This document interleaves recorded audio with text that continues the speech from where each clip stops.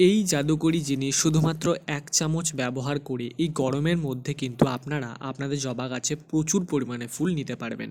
নমস্কার বন্ধুরা, কেমন আছেন আপনারা সবাই? আশা করি সকলেই খুব ভালো আছেন। আজকে আবার একটি নতুন ভিডিওতে আপনাদেরকে অনেক অনেক স্বাগত জানাই।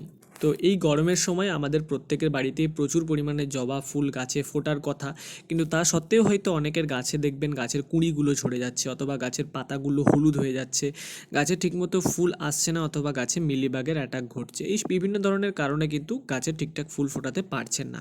কিন্তু আজকের ভিডিওতে এই সমস্ত সমাধানের কথা বলবো, এবং শেষবেলা একটা অর্গ্যানিক জিনিসের কথা বলবো, যেটি আপনি যদি গাছে ব্যবহার করেন তাহলে মোটামুটি গাছে যে ফুল না আসার সমস্যা এগুলো থেকে রক্ষা পেতে পারবেন। প্রথমত, জবা গাছ কিন্তু রোদ খুবই ভালোবাসে, তাই আপনারা জবা গাছকে এমন কোনো জায়গাতে রাখবেন যেখানে সারাদিনের যে রোদটা সেটা যেন গাছ পায়। যদি গাছে রোদ ভালোভাবে না লাগে তাহলে কিন্তু গাছে ঠিকমতো ফুল ফোটাতে পারবেন না। যদি কুঁড়ি আসে তাহলে কিন্তু সেই কুঁড়িগুলো ঝরে যেতে পারে, এবং বিভিন্ন রোগ প্রকার আক্রমণও কিন্তু খুব বেশি পরিমাণে হয়ে থাকে। তাই গাছকে এমন জায়গায় রাখুন যেখানে সারাদিনের রোদ গাছ পেতে পারে। ২ নম্বর হচ্ছে গাছে জলের সঠিক ব্যবস্থাপনা। অর্থাৎ আপনার গাছে যদি ঠিকমতোভাবে জল না দিতে পারেন, অথবা জল বেশি দিয়ে ফেলেন, তাহলেও কিন্তু বিভিন্ন সমস্যা হতে পারে। যেমন কুঁড়ি ঝরে যাওয়া, গাছের গোড়ায় জল বসা।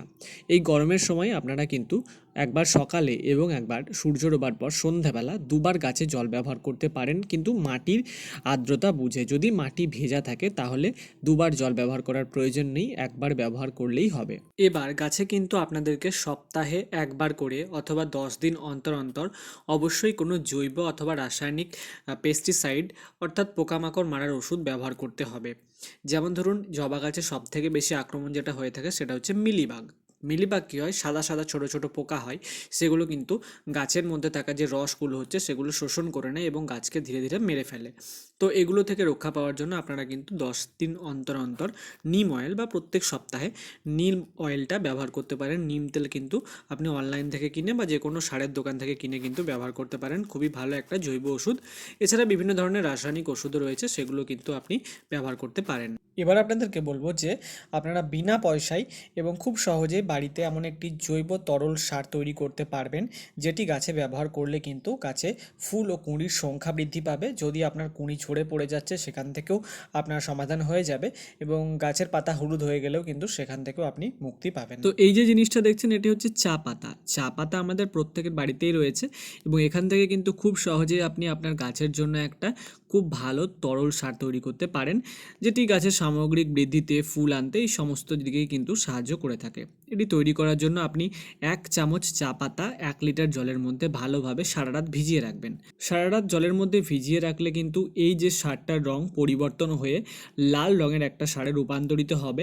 তারপর দেখবেন এই যে সারটা তৈরি হবে, এই সারটিকে কিন্তু আপনারা আরও ১ লিটার নর্ম্যাল জলের সাথে মিক্স করবেন, এবং আপনাদের জবা গাছে কিন্তু গোড়ায় পরিমাণ অনুযায়ী ব্যবহার করবেন।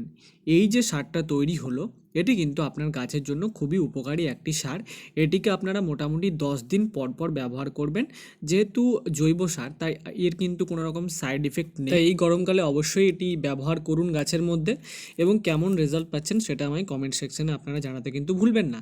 আজকে ভিডিওটা যদি আপনার ভালো লেগে থাকে তাহলে ভিডিওটাকে অবশ্যই একটা লাইক করে দিন। চ্যানেলের মধ্যে নতুন হয়ে থাকলে চ্যানেলটাকে কিন্তু অবশ্যই সাবস্ক্রাইব করে নেবেন।